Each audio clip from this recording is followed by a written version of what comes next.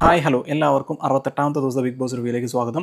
Big boss season 7-ൽ മനസ്സിൽ നിൽക്കുന്നതും മനസ്സിൽ നിൽക്കാത്തതുമായ 2 പേരെ ഓരോ കണ്ടസ്റ്റൻസ് പറയുക എന്നതായിരുന്നു മോർണിംഗ് ടാസ്ക്. അതിൽ കുറേ പേർ മനസ്സിൽ നിൽക്കും എന്ന് പറഞ്ഞവരുടെ പേരിൽ നെവിനാണ് ഉണ്ടായിരുന്നത്.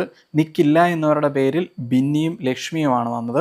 ഈ ചോദ്യം എന്നോട് ചോദിക്കുകയാണെങ്കിൽ ഞാൻ പറയുക ഏറ്റവും കൂടുതൽ എല്ലാവരുടെയും മനസ്സിൽ നിൽക്കും എന്ന് പറയുന്നത് അനീഷും മനസ്സിൽ നിൽക്കില്ല എന്ന് തോന്നുന്നത് സാബുമോനുമാണ്. അതിൻ്റെ ഇടയിൽ ഒരു സ്വരച്ചേർച്ച വരുന്നുണ്ട്. ആദില, നൂറ, ബിന്നി തമ്മിൽ.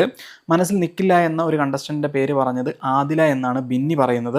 കാരണമായി ബിന്നി പറഞ്ഞത് ഒരാളുടെ ഇഷ്ടത്തെ അടിച്ചേൽപ്പിക്കാൻ ശ്രമിക്കുക അല്ലെങ്കിൽ തന്നെയും പിന്നെയും പറഞ്ഞുകൊണ്ടിരിക്കുക എന്നതാണ്. ഇതിൽ നിന്ന് വ്യക്തമാണ് ആദില, നൂറ ലക്ഷ്മിയെ തിരുത്താൻ നോക്കുന്നതാണ്.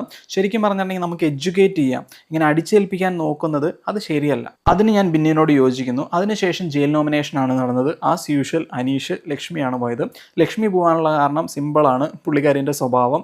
അനീഷ് പോകാനുള്ള കാരണം ഈ സാധാരണക്കാരൻ്റെ കാർഡ് എടുത്തു എന്നത് പേരിലാണ്. പിന്നെ അടുത്തതായി നടന്നത് ക്യാപ്റ്റൻസി ടാസ്കിലേക്ക് തിരഞ്ഞെടുക്കപ്പെട്ടവരാണ്. അതിൻ്റെ അകത്ത് ആര്യനുണ്ട്, അനിമോളുണ്ട്, സാബുമാനുണ്ട്.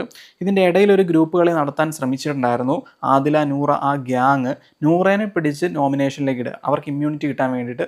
അത് പൊളിച്ച് കൈ കൊടുക്കുന്നുണ്ട് എന്ന് വേണമെങ്കിൽ പറയാം. ഇനി വരാനിരിക്കുന്നത് വീക്കെൻഡ് എപ്പിസോഡാണ്. ആര് പോകും എന്നുള്ള ചോദ്യത്തിന് എനിക്ക് പറയാനുള്ള 3 പേരുകളാണ്. ഒന്ന് ബിന്നി, ഒന്ന് സാബുമാൻ, ഒന്ന് ലക്ഷ്മി എന്നിവരാണ്. ഒരാളാണ് ഈ വീക്കിൽ പോകാൻ ചാൻസ്. ടോപ്പ് 10 വരണമല്ലോ. ഇനിയിപ്പോൾ 2 പേര് പോവുകയാണെങ്കിലും ഇതിൽ നിന്ന് പോകാനാണ് ചാൻസ് എന്നാണ് എനിക്ക് പറയാനുള്ളത്.